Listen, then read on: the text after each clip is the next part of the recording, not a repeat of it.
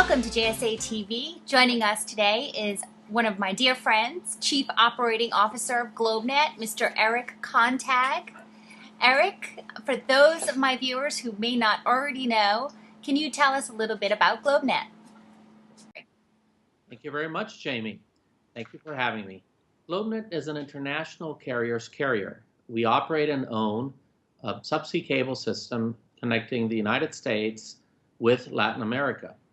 GlobeNet is a wholly owned subsidiary of Oi, Brazil's largest full-service telecommunications provider. We have presence in Bermuda, Brazil, Colombia, Venezuela, and the United States.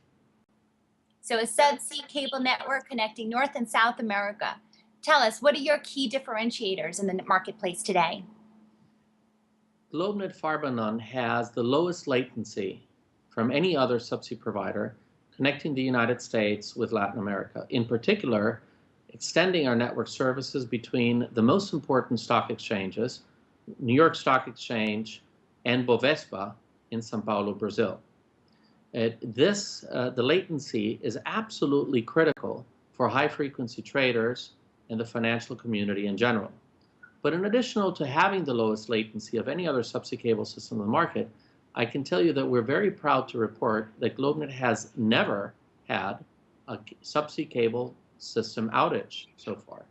And obviously, we hope we will continue with that to be able to provide the highest quality and most reliable service between the Americas. So lowest latency and availability, definitely key differentiators for you. Looking forward to, in your calendar year ahead, what do you see as some plans for GlobeNet? We're very excited to report that we have, amongst all of our projects that are tied to expansion in additional services, two major initiatives that started at the end of last year and will be completed or close to being completed this year. The first one is we're working on yet another subsea upgrade for the GlobeNet cable system. We are doubling the lit capacity on our infrastructure, taking the network to 1.2 terabits per second this year. That upgrade will be done by the end of the first semester of this year. It was driven mainly by the demand and growth that we're seeing throughout Latin America, driven by internet usage, video, and naturally in preparation of the upcoming seasonal events that we will have in Rio, the World Cup in 2014, and the Olympics in 2016. It's the first step of many that we as GlobeNet are undertaking, as well as our parent company, Oi, in order to strengthen the network, make sure that the capacity is available in preparation for these very large events. The second project that is also very tied to this growing demand is the replacement of GlobeNet Segment 5, formerly known as the Bermuda U.S. subsea cable system, which connects our Tuckerton landing station in New Jersey with our landing station in St. David's, Bermuda.